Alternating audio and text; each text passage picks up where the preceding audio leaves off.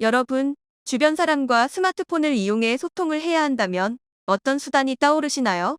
문자나 카카오톡과 같은 메신저가 먼저 떠오르지 않나요? 스마트폰 보급이 많아진 현재에는 메신저로 소통을 하는 일이 익숙해져 가고 있습니다.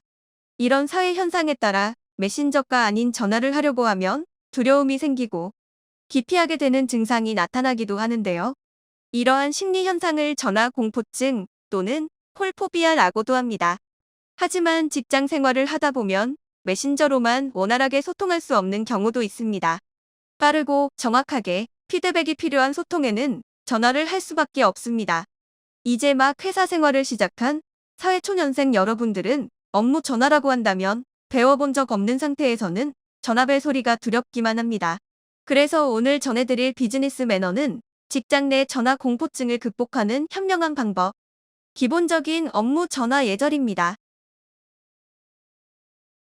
한 취업 사이트 설문조사 결과에 따르면 직장인들의 91%가 전화 공포증을 겪고 있다고 하는데요. 신입 사원뿐 아니라 직장을 오래 다닌 직장인들 또한 업무 전화 받기를 두려워한다는 뜻이기도 합니다. 전화 통화가 어렵다고 느끼는 이유로는 어떤 말을 해야 할지 몰라서 혹시나 말실수를 할까봐 순간적인 두려움이 앞서기 때문입니다. 하지만 기본적인 업무 전화 예절을 알고 경험을 통해 성공적인 업무 전화를 한다면 전화 공포증을 극복할 수 있지 않을까 합니다. 그렇다면 그 방법을 자세히 확인해 보겠습니다. 첫 번째로 자신의 소속과 이름 밝히기. 업무상 걸려오는 전화에 여보세요 라는 인사는 어울리지 않습니다. 상냥한 인사말과 함께 제일 먼저 자신의 회사명, 소속팀, 이름을 정확히 밝히는 것이 중요합니다.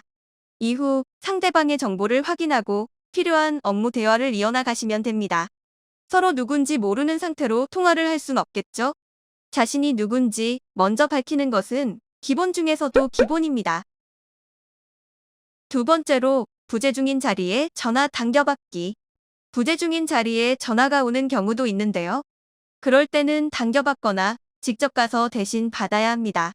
받은 후에 담당자가 부재 중이니 다시 연락드리겠다고 정중하게 이야기한 후 발신자의 소속, 이름, 용무를 메모하여 담당자에게 전달해야 합니다. 부재 중인 자리에 전화가 계속 울리는데 내 전화가 아니라는 마음으로 무시했던 적은 없으신가요? 급한 업무 전화일 수 있으니 모든 전화는 절대 놓치지 않고 받아서 앞서 말한 소속, 이름, 용무를 꼭 담당자에게 메모하여 전달해 주시면 좋겠죠? 세 번째로 용건을 바로 이야기하기. 전화를 걸거나 받을 때에는 용건을 바로 이야기해야 합니다. 내가 전달하고자 하는 것이 무엇인지 짧고 명확하게 전달하는 것이 좋은데요. 간단명료하게 말하는 법이 어렵게 느껴진다면 업무 전화에서 꼭 파악해야 할 체크리스트를 만들면 불필요한 말은 줄이고 필요한 말은 놓치지 않을 수 있습니다. 딱 세 가지만 기억해 주세요. 누가, 전화를 하는 사람이 누구인지, 왜, 전화를 건 목적은 무엇인지, 무엇을, 나에게 요청하는 사항은 무엇인지, 이 세 가지만 파악해도 간단명료하게 업무 전화를 할 수 있을 겁니다. 마지막으로 업무 전화 예절을 정리해 보겠습니다. 전화를 걸 때는 인사한 뒤 자신의 회사, 부서, 성명을 밝힌 뒤 짧고 명확하게 용건을 이야기하고 감사 인사를 하며 끊습니다. 전화를 받을 때는 전화벨 3번을 넘기지 않고 받은 뒤 자신의 회사, 부서, 성명을 밝히고 상대방이 끊은 후 전화기를 내려놓아야 합니다. 대면하지 않고 소통하는 전화 특성상 목소리와 억양이 중요한데요. 밝고 공손한 목소리로 받아주세요. 앞서 소개해드린 전화 예절만 기억하시고 적용해 보신다면 업무 전화 공포증 극복하실 수 있습니다. 지금까지 비즈니스 매너 업무 전화 예절편이었습니다. 시청해주셔서 감사합니다.